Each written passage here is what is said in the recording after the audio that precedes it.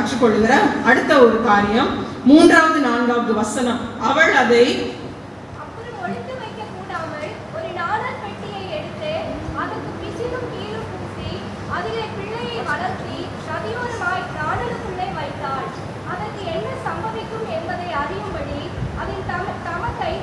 தூரத்திலே நின்று.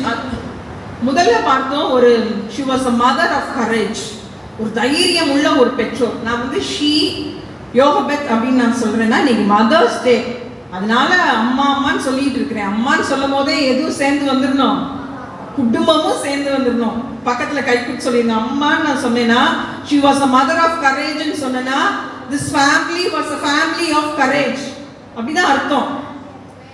ஓகே எல்லாருக்கும் okay okay. she was a mother of courage. ரெண்டாவது she was a mother of wisdom. அந்த தாய் தகப்பன்மார் என்ன செய்தார்களா, அந்த பிள்ளையை அதை அப்புறம் ஒழித்து வைக்கல. ஒரு வயசா செயல்பட்ட ஒரு பெற்றோர், ஞானமாய் செயல்பட்ட ஒரு பெற்றோர். விஸ்டம் ரெண்டு விஷயத்துல இங்க விளங்குது. விஸ்டம் வெளிப்படுறதுக்கு நிறைய விஷயங்கள் இருக்கு. ஆனா இந்த பகுதியில நான் இதை எப்படி பார்த்தேன்னா, வாட் இஸ் விஸ்டம், இங்க எப்படி இந்த பெண் ஞானமா செயல்பட்டார்கள் என்றால், முதல் லைன் 3rd verseல அவள் அதை அப்புறம் ஒழித்து வைக்க கூடாமல். 3 மாதம் ஒழிச்சு வச்சுட்டாங்க. அது பெரிய விஷயம் இல்ல. 3 மாச குழந்தைய ஒழித்து வைப்பது பெரிய விஷயம். எங்க ஐவனை இப்ப ஒழிச்சு வச்சிடலாம். ஒழிச்சு வைக்க முடியுமா ஐவனை?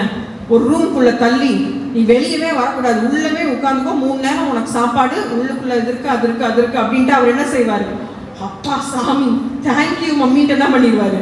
ரூம்குள்ள உங்க பிள்ளைகள் அப்படிதான் சொல்லுவாங்க, வேணா நீ எதுக்கு வெளியவே வரக்கூடாது, ரூம்குள்ள ஒரு நாள் ஃபுல்லா இருக்கணுமா, ஜாலி அப்படின்னு உள்ள இருந்துருவாங்க. 3 மாச குழந்தையை ஒழித்து வைக்க முடியுமா?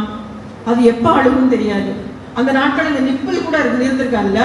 இப்பெல்லாம் அழுகிற பிள்ளைக்கு என்ன பண்ணிடுறாங்க, வேகமா நிப்பிள் எடு வாயில. இப்ப அந்த நாட்கள் அதெல்லாம் இல்ல. அந்த 3 மாதம் எவ்வளவு கஷ்டப்பட்டு இந்த குழந்தை, ஏன் இவ்வளவு கஷ்டத்தையும் சகித்தார்கள், எதற்காக என்றால் அந்த பிள்ளை அழகுள்ள பிள்ளை, என் பிள்ளை யூனிக்கான பிள்ளை, என் பிள்ளையை குறித்து யெகோவா தேவன் வேற ஏதோ திட்டம் வைத்திருக்கிறார் என்று கண்டார்கள். ஞானமா செயல்பட்டாங்க. ஞானம், விஸ்டம் என்பது இங்கிலீஷ்ல sometimes it is a noun and sometimes it is an adjective. அது எப்படி செயல்படும்னா, சென்டென்ஸ்க்கு ஏத்த மாதிரி நவுனாவும் இருக்கும். ஃபர்ஸ்ட் வந்துச்சுன்னா நவுன், பின்னாடி வந்துச்சுன்னா அட்ஜெக்டிவ் ஒரு சென்டென்ஸ்ல. ஆனா நான் சொல்வேன், it is neither a noun nor an adjective, it is a verb. verbனா என்னது, ஆக்ஷன், செய்வினை. ஞானம்னா செயல்படும். ஞானமா இருக்கிற தாய், ஞானமா இருக்கிற பெற்றோர், ஞானமா இருக்கிற பிள்ளைகள் செயல்படணும்.